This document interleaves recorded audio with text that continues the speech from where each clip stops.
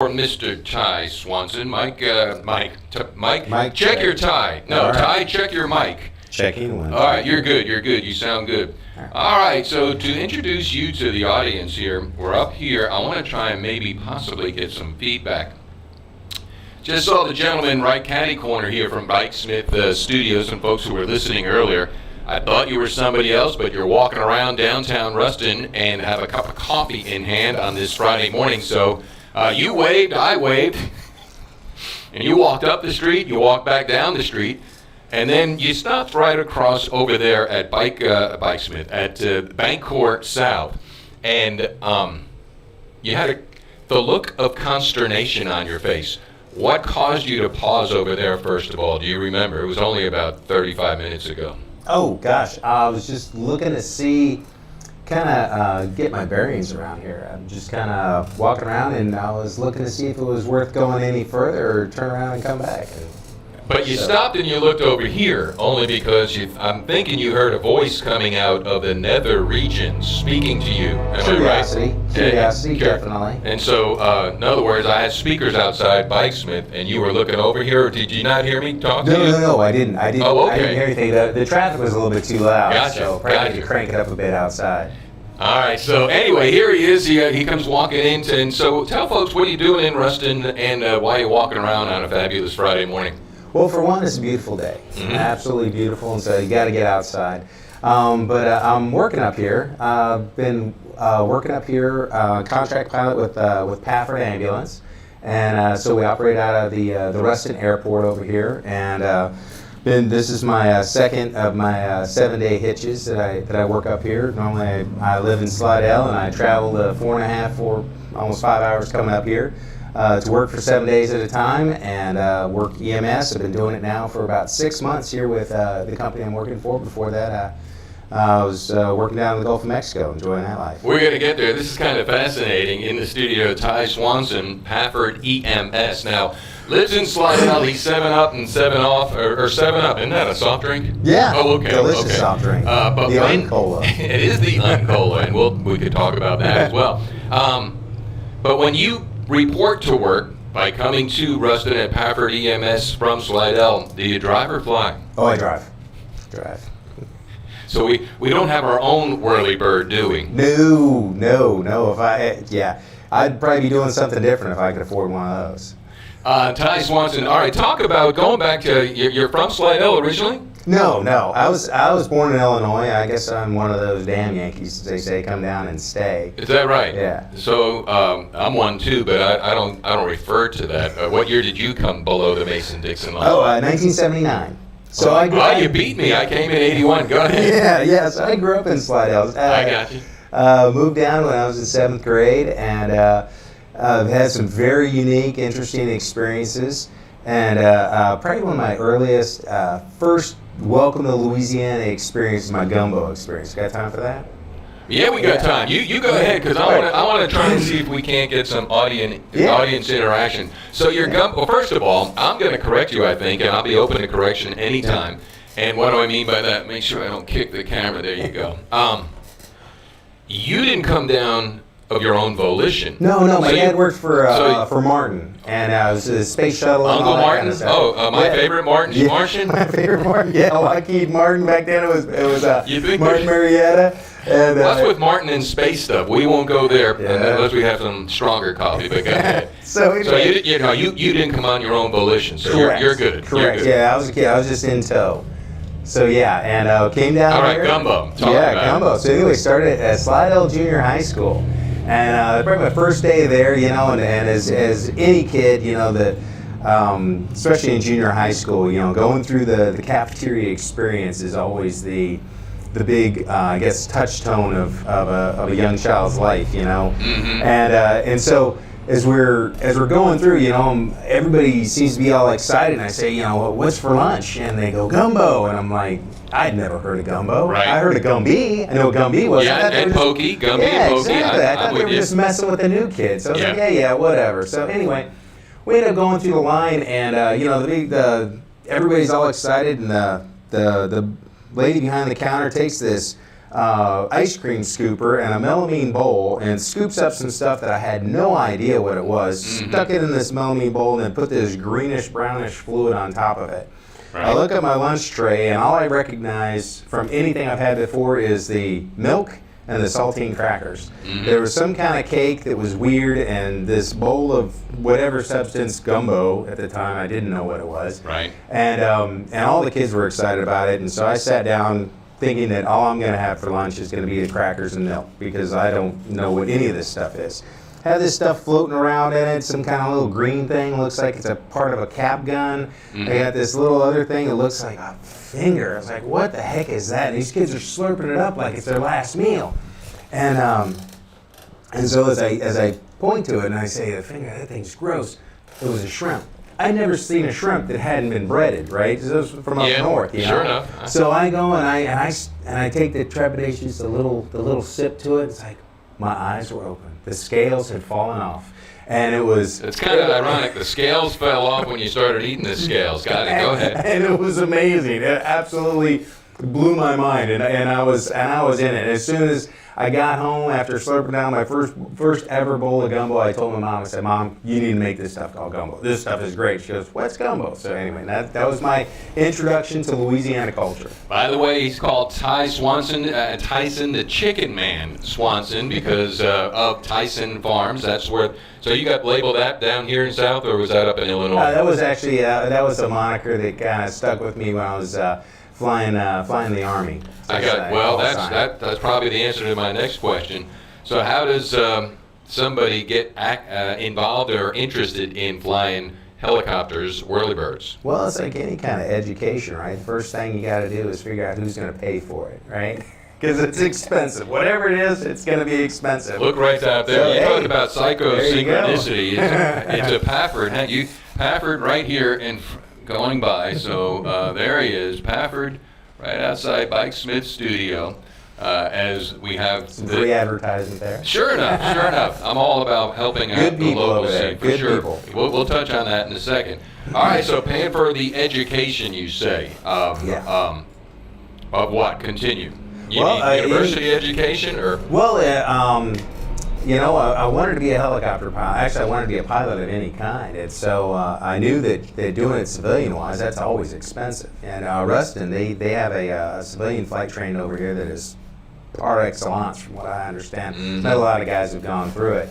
But I didn't really have that option. So, my option was, if I was healthy enough and met all the requirements, do it through the Louisiana Army National Guard. And actually trained me back in 1995. Sent me off to flight school, and I did that, and came back and worked for them full time, doing some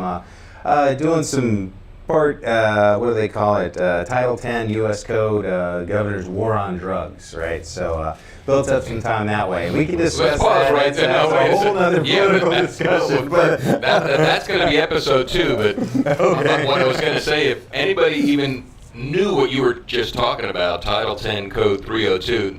Then obviously I have no idea, but you flew it on the war on drugs in the state of Louisiana, or this was back in the early '90s. Did you happen to go over my house by any chance? I just want to make sure. You know what? Okay, Rick, this is honest as I could say. I flew marijuana, ERAD, things of that nature, and it kind of changed my viewpoint. I don't want to get too the people that do it. Look, I'm sure the intentions are all for the best. I don't want to get too controversial. Sure. But things been changing. I'm just thankful that I got some really good flight time, and that's kind of the way I looked at it. I got some good flight time, some really good experience, and it helped me do the job that I do today. So. And when Ty Swanson was walking the streets, he comes over here to Mike Smith. He's doing his early morning walkabout, if you will, in Ruston's Walkable downtown.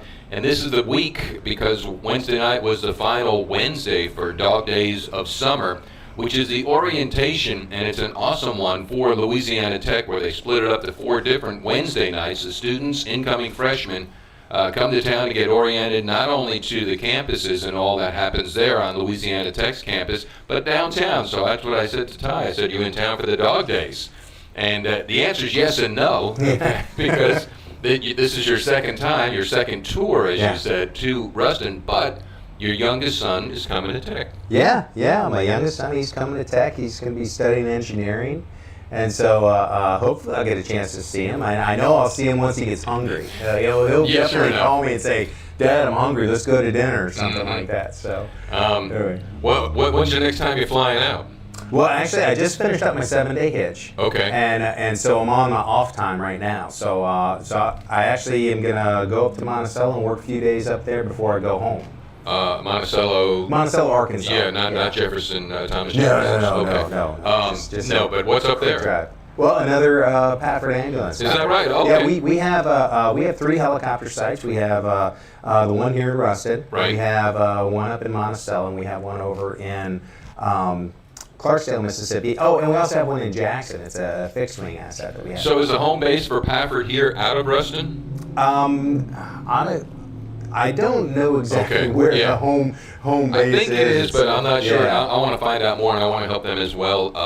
So anyway, back to the flying from the National Guard, and we'll leave the DEA out of that one. Yeah. You said flying over pine trees is a little different from flying over sharks. Explain what you mean. Oh yeah, definitely. Yeah, having spent the past 19 plus years flying in the Gulf of Mexico, flying over sharks and dolphins, all manner of creatures, cetacean, wonderful marine life. Yeah. I ended up coming up and flying. Initially, I was flying in Pine Bluff, Arkansas, and flying over all the pine trees was a little bit daunting. Mm-hmm. It was quite different, even though that's how I got my start. Flying over pine trees in Central Louisiana. But getting back to it, it was different. Definitely a different look. We got everything flat out in the Gulf of Mexico, and up here you got pine trees and antennas. Man, they got some tall antennas around here. That's why they have those flashing lights on there. Yes, it's good when they do. You're right. Yeah. Ty Swanson, Walking Ruston, stopping in here. This is we just titled. Maybe we're going to start a whole new feature here. Don't be a stranger. It's okay to be strange, but don't be a stranger. Just feel free to stop in and we'll chit-chat and paddywhack. And that's what we're doing this morning. I can't find how to get, because I'm on this learning curve, of get the feedback from folks who are watching and listening by texting in. I know it's a feature here. I just can't find it. In the meantime, though, we're going to come back. No, it's not there. It's not there. But we're living and we're learning. All right, so very much so. And all right, so your wife's in North Dakota, so South Dakota. Okay, my bad. Yeah. Talk about how fragmented the family is, but it's in a good way. Yeah. Everybody's all spread out. Like I said, my son was going through orientation here. My older son is in Boston, and my wife is on a family reunion trip out there in South Dakota. So she's enjoying life. What's the oldest son doing up in Boston? He's working. He finished his degree at LSU a couple of years ago. Good. And he's working. Contributor to the paying his taxes, all that other kind of stuff. Part of the cog in the machine, if you will. We'll save that for more nighttime discussion there. The proverbial brick in the wall. I get it. Yeah. But okay, let's. I'm just fascinated. It's kind of neat. It's a tight containment quarters here, but you're used to that. So, I mean, what's the biggest helicopter you've flown? I guess the smallest one is what? The biggest helicopter I've flown was a Black Hawk when I was in the National Guard. Okay. Nice big helicopter, 22,000 pounds plus, lots of room. 22,000 pounds and just floats in the air. Yeah. All right. Well, yeah, that thing can, it's a massive, powerful machine. How fast can that go? I think 193 knots was the velocity not to exceed. What is that to me, a layman who can only understand? Oh, knot is 1.15 miles per hour. So you're looking at over 220, 230 miles an hour. Yeah. All right. Yeah, so it's no thrill there. Yeah, no thrill there. Actually, flying helicopters has ruined me for roller coasters. So roller coaster is, my biggest thing with a roller coaster is staying awake. Mm-hmm. I got you. All right, so flew that in the smallest one. What does Pafford have? I mean, we have a Bell 407, and it's probably one of the. It's a smaller helicopter, but it carries a crew of 3. So we have me up in the front, and as I joke with the guys, look, if I don't know where I'm going, just point the banana, wherever I need to go. Mm-hmm. And I got a medic and a flight nurse, and they take care of the patient. The patient rides up kind of from the back to the front over on the left-hand side of the helicopter. Not like the we see on MASH, the TV show where they're out there. Yeah, well, they're out there on the skids. Yeah, they're not out there on the skids. They're fully enclosed, air-conditioned helicopter, and I try to keep it a nice, smooth ride wherever we're going. I bet. And again, it's one of those things. We'd rather we be put out of work, but we're so glad that you're there to do what you do. I mean, I know you have stories of miracles and you have stories of tragedies as well. Let's. You want to touch on a miracle or two that during flight or afterwards, or am I going somewhere I'm not supposed to go? Or I getting into the kind of metaphysical thing here, and sometimes I think that God, higher power, whatever you want to look at, kind of puts you where you're supposed to be, Right. and sometimes it works out for the good, and sometimes it works out for maybe just an experience. I think all experiences, again, getting all metaphysical here, it's neither good nor bad. It's kind of what you do with it. It's about intention as well. Man, we got pretty deep here, and I don't have a cup of coffee yet, and it's only 10 o'clock in the morning. But you never know what happens. And man, I do appreciate you having the willingness to come on in, just sit down and chit chat, and we'll measure the feedback and do this again, because that's one of the functions about what I want to do in this day and age of connectivity. We are so disconnected, and when we should be, more advanced, we find ourselves going the Devo way. And so I'm going to be the glitch in that matrix as best as I can be. Exactly. To take care of it locally. Flying out over the Gulf of Mexico, seeing sharks, seeing dolphins, that's got to be awe-inspiring. And whales. Yeah, that's what I was just going to say. Talk about the whales. I was going to say, what is the strangest thing you've ever seen down there, and then the most awe-inspiring? I guess all of the above, but whales. Go to whales first. Whales usually in the Gulf, huh? Yeah, in the winter time when the water's really cold, I got to see. What kind? I see a couple of sperm whales. Okay. And how do I know they were sperm whales? Well, I looked it up. You look it up online, and the way you identify a whale is by the blowhole. The blowhole, right? And where the water's coming out. And with a sperm whale comes right out the nose, and then the other blue whales, they're through the center. I learned all that stuff watching a YouTube video or watching pictures online. That seems to be how you identify them. That's how I identify them as a sperm whale.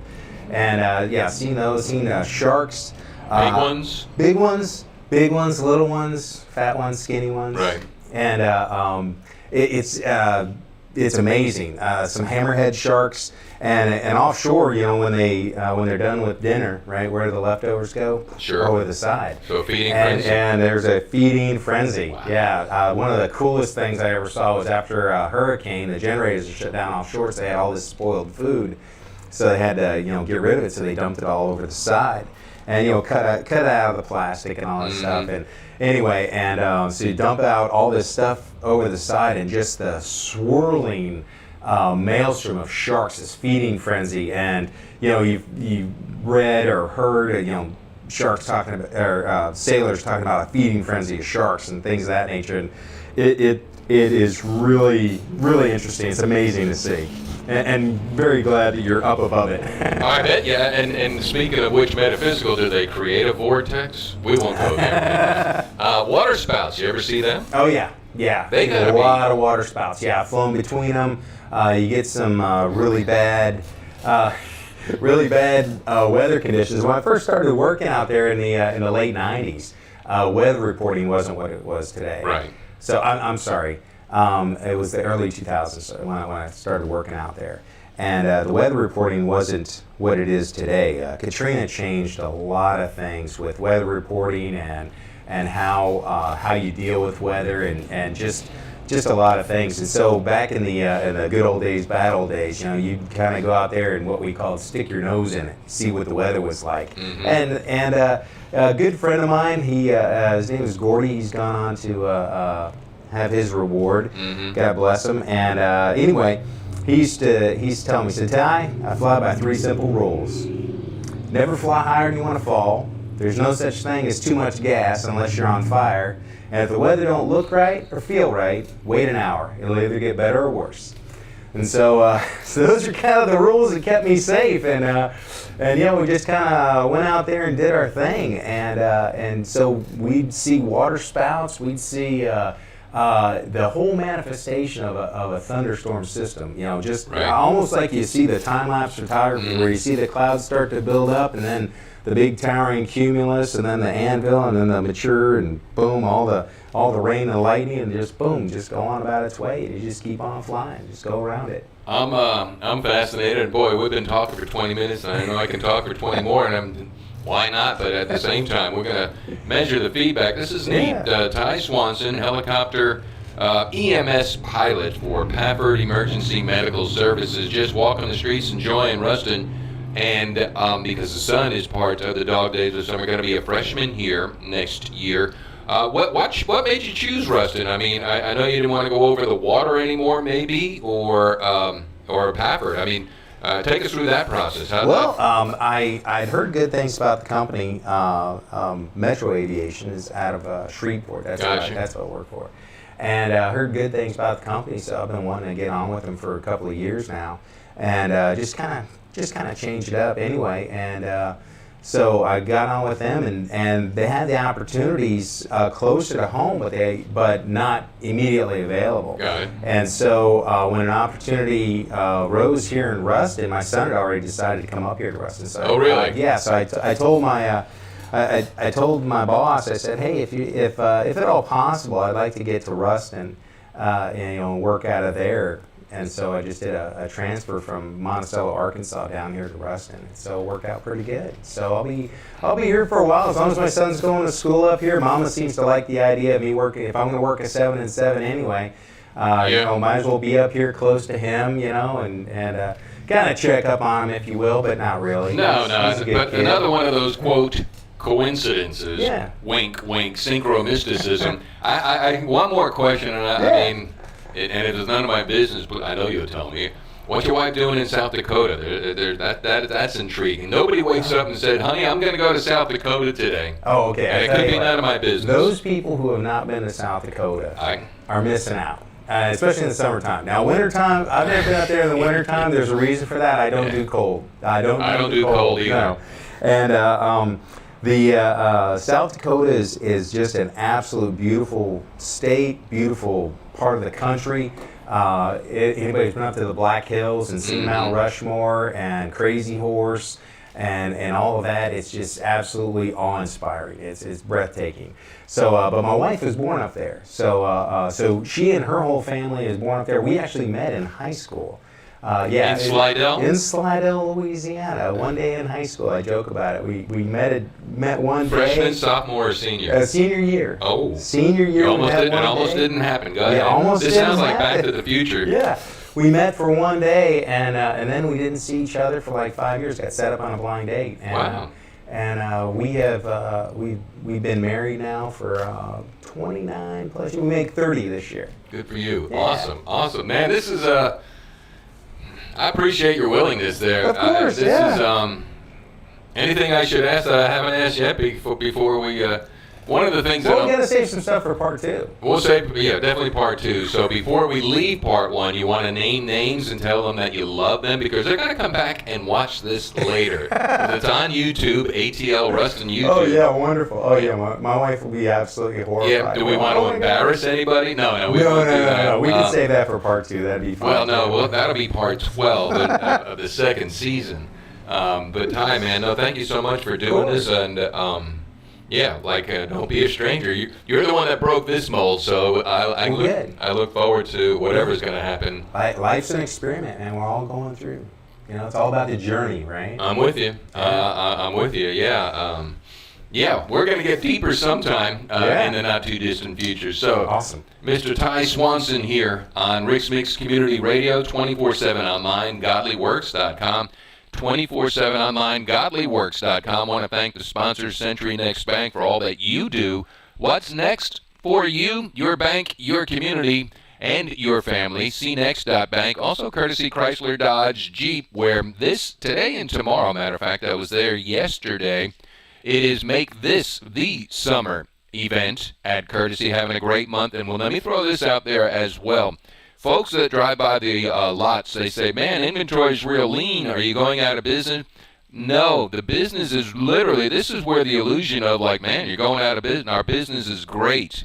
And what's happening is it's the supply chain that's bottlenecked. So what comes in gets sold real quick on all the local dealerships. So don't be misinformed on that. Shop the lots, and they'll take care of you. Also, Desi at Grown & Gray's, the Herd Food Truck Park, Staple Sandwich Company, for sponsoring Rix-Mix Community Radio. So we're going to stop the streaming before I get back to the music because, you know, it's part of that artificial intelligence, the AI, and all the folks that want their money for the music. So we'll leave you now, and thank you for watching. Thank you for sharing. Help us grow. Tell others about Rix-Mix Community Radio. Also, ATL Ruston, all things local, all things Lincoln, all things Louisiana Tech, and all things Louisiana. ATL Ruston YouTube.